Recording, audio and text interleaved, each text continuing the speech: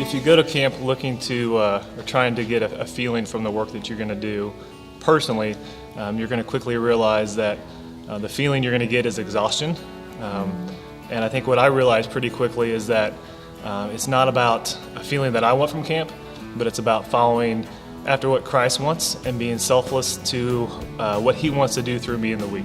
So there's a lot of sweet little precious kiddos who come, and they seem like normal kids. You forget kind of where they're from when they're in this different environment and they're just playing and being kids again, until they say something like, "Oh, we eat this at the shelter," or "Do we get to eat every day?" And it just kind of tears your heart in two and it reminds you of where they've come from. I went on a mission trip to Ethiopia, and we went to serve the children at the children's ministries. There was a little bit of fear of my flesh, not being concerned about, am I going to know what to say, or am I going to know how to interact with them?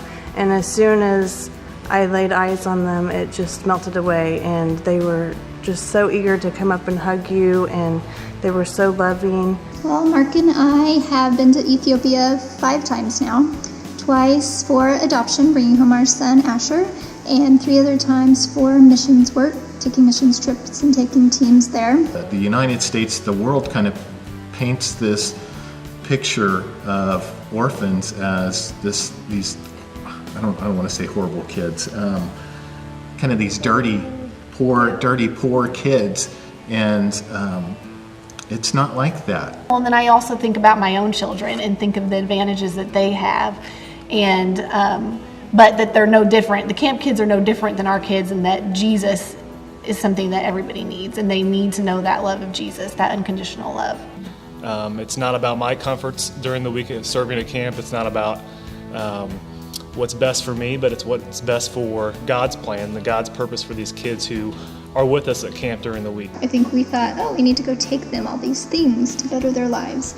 And instead we learned a lot from them about how to be content and be happy and to serve the Lord and love Him. If you would have asked me up front and told me what I was going to have to do, I probably may have not signed up.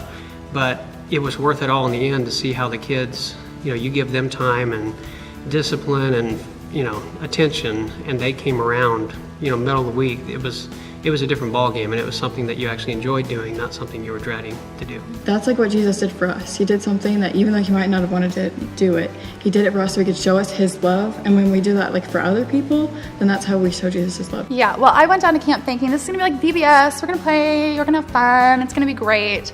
But I didn't anticipate the level of brokenness that I would run into, and I didn't anticipate some of the defiance even. Some of these kids are, they don't act like church kids.